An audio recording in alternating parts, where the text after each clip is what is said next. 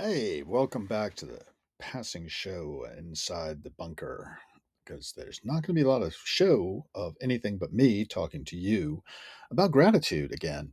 I kicked on this theme quite often because I think it's just a miracle that any of us are here at all, much less that I am here at 62 years old, being able to talk to all of you through this means. I want to do a little bit more than that, though, more than just be grateful. I'm coming up on 500 subscribers. I've noticed 499 at last blip.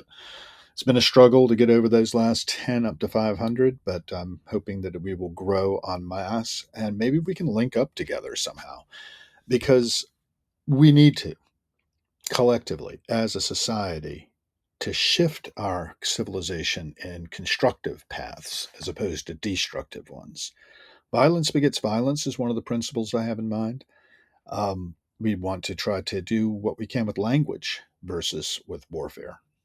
We also want to help each other, because actually we can't do a lot as individuals. We can do a little bit, and we can be a trim tab on society if we listen to each other with respect and try to understand what's motivating them. I think a lot of us switch off our brains, and in order to belong to a certain tribe, we will turn off our critical thinking. We will not buck the trend. We want to belong so badly. We also want to be accepted. I might not want to speak for all of us, but rather it is common for members of our species to like that. We are a species, one among many. Many inhabit us as well and depend on us for being here. And I'm talking about the microbiome now, but I'm also talking about parasites. I'm talking about a lot of things. There's a lot of life on this planet, a lot of variety. I was talking the other day about how going to the Smithsonian Natural History Museum, as I tend to do sometimes, is eye opening to me because there are so many skeletons of vertebrates, a human, a gorilla, a chimpanzee, a gibbon, all kinds of different ones, and they're all a pattern. We're bilaterally symmetrical, more or less. I'm not perfectly symmetrical, but close. And we have a certain number of phalanges on the arms and hands, or front paws, if you will. And then we have the hind quarters. And then we have the apparatus that protects our heart and lungs, open at the abdomen, where the digestive apparatus resides. And we're all tubes. Alan Watts talks about this, how we're hollow tubes, putting things very interesting, getting things in this end and then getting them out as well, and getting to the point where we're comfortable and habituated to that is a big part of our transformation as human beings into members of society, polite society. If I go shitting myself, literally or figuratively, I'm out of kilter with the rest of society. I think we do tend to shit ourselves, for lack of a better term, quite a bit about abstract things. We believe an awful lot of things that aren't necessarily so, and that can be incredibly dangerous. So it'd be good to get in tune with the concrete nature of our being. I can do that by breathing. Breathing in, I can relax, calm down. Breathing out, I can smile and realize that, hey, I've got life in me. I get an opportunity to play through creation. I was talking to a friend of mine about this, and it seemed to be a hard concept for him to get his head around, that we get to play through creation. This is a play. This is a opportunity to do a role. And I was talking about this in one of my earlier on the street little vignettes where I was talking about being an imp inhabiting the body of an animal that bears the label Harold Bledsoe Gill III. But that's just a role I'm playing in society. Eventually, I'm going to leave this body. And I don't know if that means I'm going to wink out of existence, remerge with eternity. I tend to think so. I don't believe in like streets paved in gold.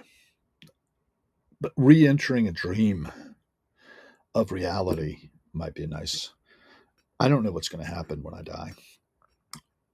I do know that the exit is usually not elegant for a lot of us. In my own case, I kind of expect to just go suddenly. Um, and that's the way my grandfather went. That's the way his brothers went. My father went down slower, but in the last days, he was pretty much functioning upstairs. The last time we talked was April 1st when he called to tell me that his palliative nurse had moved his visit back from April 3rd to April 11th, 2024. And therefore, I cut my plans to be down there the midweek and got a call from my sister that he was in distress on the 6th, and then he was non responsive and in the hospital on the 7th. When I was driving down, I called and found out what was going on. So, he was able to do 91 years in his body with his mind pretty much intact. It's not the case with my mother right now. She is in cognitive decline in a senior living facility after falling 3 months to the day after my father passed away. It was July 7th that she fell on the stairs and broke her pelvis in two places. But she's healed up and now she walks quite a bit, usually about 2 miles a day. And her mind is and her memory is just not there. She knows who I am, and that's great. I think that eventually that will go. I don't know how long that's going to take. Nobody can predict these things. She might even get it better. I don't know. There are lots of different factors entering into that. I didn't plan to go here when I was talking about gratitude, but I'm really grateful that they were alive and they had the lives they had, and they provided me and my sister with a lot. Um, and I've gotten opportunities and lived them. And now I'm here in Washington, D.C. My backdrop, my vocal coach really likes very much, sort of talks about who I am and what's going on. Over there, I'm pointing to my diploma from Carnegie Mellon University that made me a certified enterprise architect, a career I prosecuted for close to 20 years and finally ended on August 2nd of 2024. 2025, 4, right? This is 25. I'm coming up on a year without holding a position as an enterprise architect with any particular contract with the federal government. And I don't expect to return to that field. I'm planning on doing something else. One of the things I'm doing is this. This right now is my job. And so I have 11 paid subscribers, of whom some of you are. And you are my employers, my board of directors, if you will. I'm really grateful for that. But I'm also grateful for all you free subscribers because you're hearing what I'm saying and sometimes you're reacting to it or responding to it, better yet. Reaction is reactionary, response is responsible. So I'm really glad for the responses I get, particularly when they're encouraging. I haven't had a lot of detractors yet.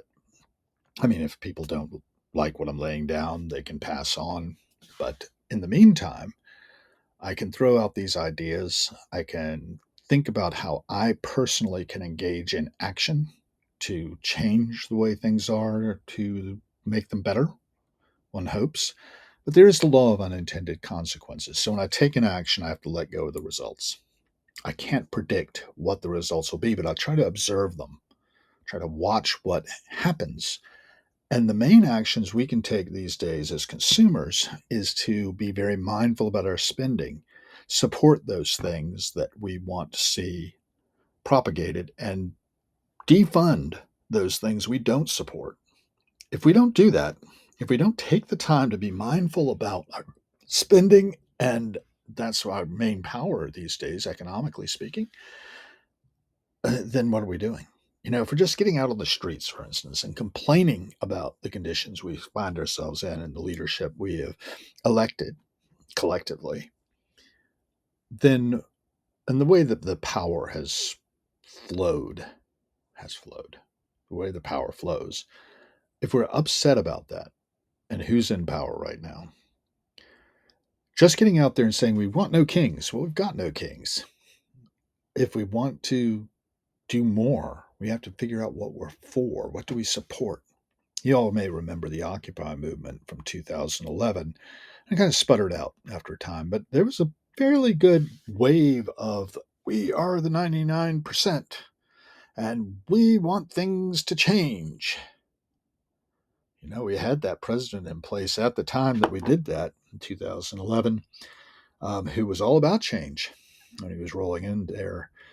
And then we had Change We Can Believe In for a slogan for the next election cycle. That turned into Stronger Together, but we weren't together. We were far from together. And the result was the election of 2016.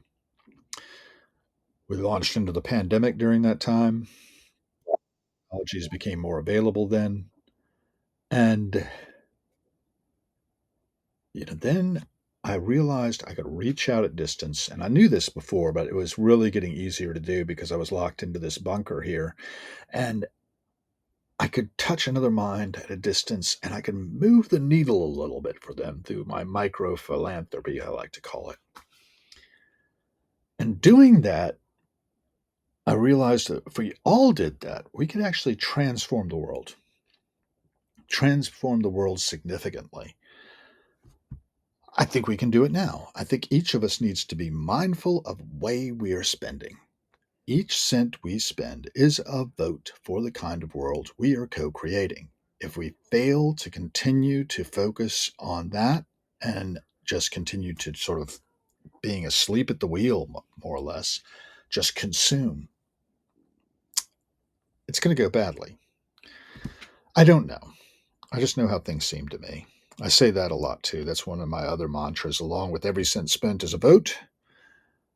I don't know. I just know how things seem to me. And I could be wrong. And I could get your perspective and learn more from what you see today. And I might just learn something, provided you're willing to share it with me. So are you? I guess that's the main message of this little video clip is an ask. The ask is give me some feedback. Tell me what you think. Let's have a conversation about it. Let's then take action based on our conversation of what we determine that we can do to steer this world into being what we want it to be. What I want it to be is like the world of Star Trek, right? Where we have all these different diverse characters. Scotty the engineer, Yahura the communications, Chekhov at the navigation, Sulu on the helm, and all of them work together. You even have an alien. You have, a half human, half alien, Spock at the science station, and Captain Kirk leading the whole thing. Sure. We had a lot of different captains over the years, and what we did see was that this society of the Federation worked well together. They did not resort to warfare amongst themselves ordinarily, and they were able to broker peace between themselves and their arch enemies eventually when you get into the next generation. And all that taken together means that we too can realize a future that is like that. It may not be identical. I don't know this faster than light travel is ever going to happen or that we'll ever find any alien life forms with kinds of, you know, bodies we have. However, I think we are capable of making a future that's going to be something that we could feel good about leaving to our children. We have to be careful. I mean, we have technologies now that could take over, they think, maybe. I don't know that they'll ever become independent of us. We'll always be in the loop, one would think. But taking us out of the loop would not be beyond some of the technologies we have. Certainly, with the Wired for War book I have on my shelf out here, I got many years ago. I think it was probably about 2010, perhaps. I'm just guessing.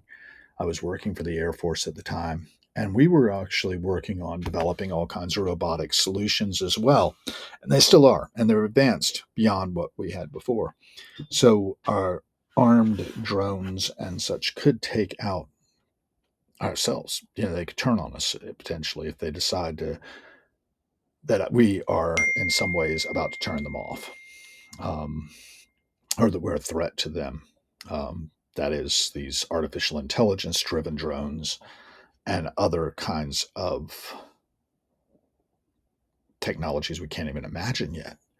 And they're advancing quickly. So we need to make sure we do what we can to support those agencies and those organizations that are trying to manage the risk. And there is significant risk involved, I think, in technology. But I also foresee a future in which our technologies do expand and help us to explore our galaxy and beyond. I don't know that that's actually going to take place, but I don't think we need to go there. I think we can stay on this planet and do much better by tending our own garden. Let's put it that way. Taking Voltaire's last lines out of Candide, a novel that I think everyone should read, where Candide says, "All that may very well be true, that this is the best of all possible worlds," as Dr. Pangloss was laying out for him. But we must tend our own garden. And this is the Garden of Eden that we're in now, this planet, particularly arranged so that it supports our life and the lives of so many other species. And we've got to be less species centric. We've got to think of other species. Our actions, our activities, they have huge impacts. And the bleaching of coral reefs springs to mind now. We must do what we can to save the environment, to regulate our population. I know there are a lot of folks who are worried about population crashing. It might. During the pandemic, it was a thought I had that it was possible that the top 0.01% of us, if they were really awake and aware and not just counting their money, might well be interested in seeing the die off of the 99.99% of us, reduce the human population to somewhere around 8 million from 8 billion. And then you might have a paradise. I don't know. Certainly, I noticed during the pandemic that the air cleared and the earth began to heal when we went into lockdown. I don't think you're going to be able to lock us down again with even the most virulent diseases after what we experienced in 1919 or 2019 to 2020. I could be wrong. Maybe there will be another pandemic in which we do lock down, protect ourselves, and don't go out. We don't have to go out now, is what we learned. We were very comfortable here anyway, without having to go out and about, get food delivered, etc. Not everyone was in that position. Of course, there were necessary services, and a lot of people put their lives on the line. I know a lot of people in the healthcare community, for instance, who were affected. It's very traumatizing, but there are people who are willing to undergo the trauma to help others. There are a lot of service kind of careers that people are in, and I'm not right now. But I do try to do what I can with what I have to support others to the extent I'm able. And I'd like to do more. So, suggestions, always welcome. I've gone on for about 18 minutes, it looks like. I could go on for another few. But to wrap up, I was reading yesterday on the audio version of my little podcast, if that's what it is, some of the readings that were available to me. This one is, June 26th. There is no death, from Emmett Fox. I'll show you that. Around the Year with Emmett Fox. Emmett Fox, if you don't know who he was the author of the Sermon on the Mount, a treatise about the Sermon on the Mount that Jesus gave, and the Beatitudes and such. And he was in part of the New Thought movement in the early part of the 20th century. In this one, June 26, There is no death. Resurgam is the name of a poem he's quoted here. There is no death, the stars go down to rise upon some other shore and brighten heaven's jeweled crown. They shine forevermore. Time is no death, the dust we tread shall change beneath the summer showers to golden grains or mellow fruit or rainbow tinted flowers. And ever near us, though unseen, the dear immortal spirits tread. For all the boundless universe is life, there are no dead. John Lucky McCreary, There is no death. And then he quotes Corinthians 1, 15 to verse 55 to 57. O death, where is thy sting? O grave, where is thy victory? But thanks be to God, which giveth us victory through our Lord Jesus Christ. I am a titular Methodist, but I do not know entirely whether there is a God or not, other than the concepts thereof that exist in our brains. Another thing I like to do is read from Peter Drucker's Daily Drucker. So this one comes from Meeting of the Minds Across the Board, the Conference Board magazine. And 26th of June says, enjoying the work. And I am enjoying this work. I hope to be doing a lot more of it. Those who perform love what they're doing. Isn't that beautiful? Those who perform love what they're doing. I'm not saying they like everything they do. That's something quite different. Everybody has to do a lot of the routine. There's an enormous amount of the routine. Every great pianist has to do 3 or 4 hours of playing scales every day, and nobody will tell you they love it. You have to do it. It's not fun, but you enjoy it because even after 40 years, you still feel the fingers improving. Pianists have a wonderful expression I heard many years ago. I practice until I have my life in my fingers. And sure, it's all a dull routine, but you enjoy it. The same is true of people I've seen in business who enjoy the work. Their routine is, it's got to be done, and I enjoy it because I enjoy the work. And that is the difference, I believe, not between mediocrity and performing, but between what you call a learning organization, one where the whole organization grows and then the process changes, and an organization that maybe does very well, but nobody misses it after 5 o'clock. The action point is to practice until you have your life in your fingers. So again, Peter Drucker, the Daily Drucker, one of my go-tos. In addition, I've been using the Book of Days yesterday, and this is Patti Smith's book that she put out a couple of years back.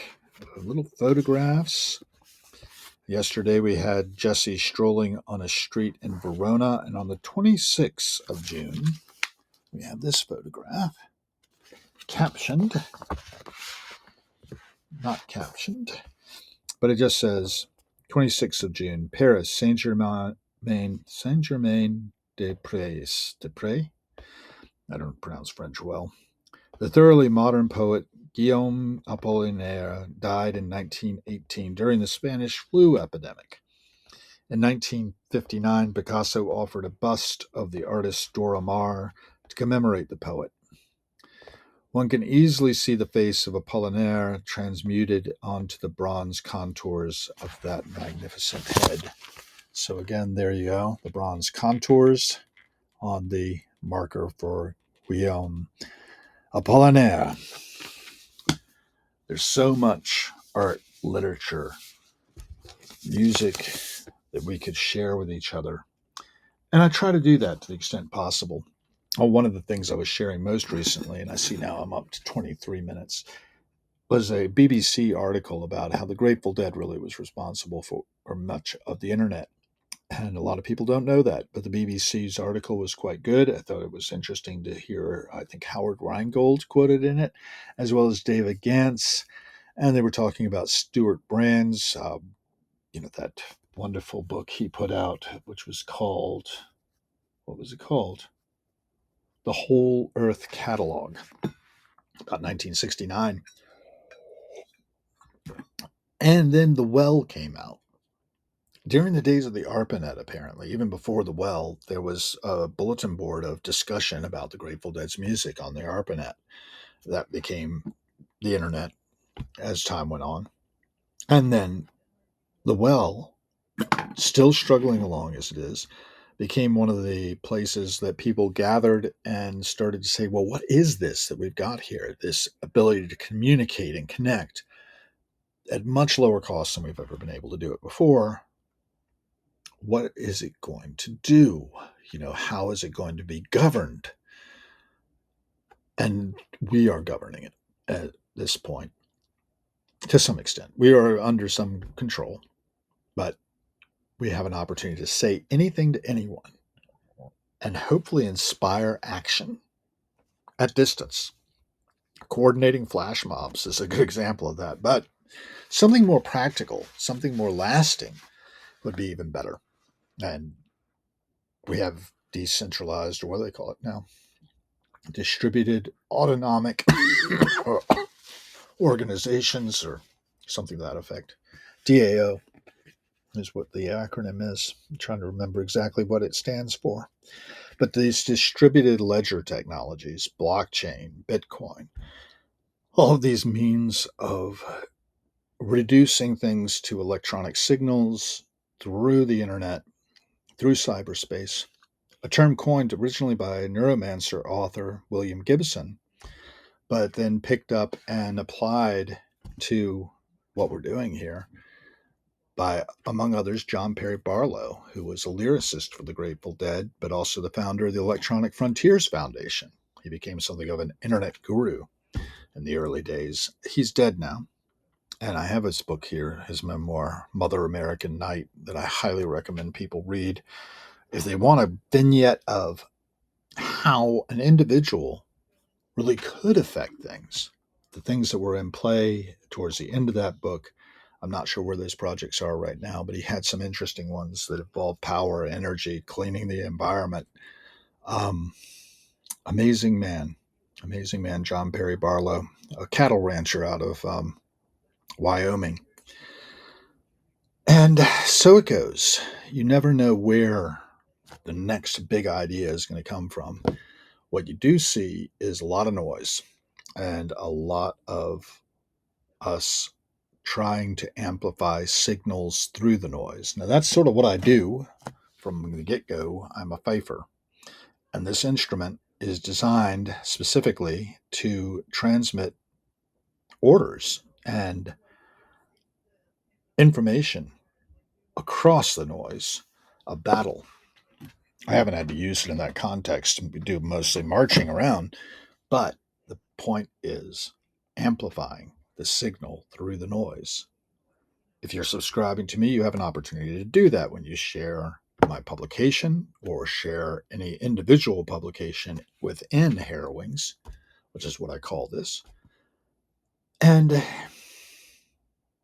we can do more of it. I try to do it for others. I hope that you will try to do it for me, and we will together see where this voyage takes us. So, a half an hour is probably long enough to harangue solo here, and I think I will be doing more of these little stop ins to chat with you, my viewers. And I hope that you all will chat back because I want to know what your ideas are. And that might end up steering my ideas in more productive ways. I feel personally that I could be doing more. I think all of us could be doing more to make this world a better place for everyone, not just for those people who we agree with. I think that the people we disagree with, we should try to understand their angle. And I know a lot of people don't agree with that, but I'm pretty sure that we will get further along by cooperation than we will by competition. We certainly will get further with peaceful communication, respectful communication, than we will with violence. Because as I mentioned earlier, violence begets violence. And on that note, thank you all. I have nothing but gratitude, and I'm so happy that you all have taken the time to listen to me, if you have. That's all I got.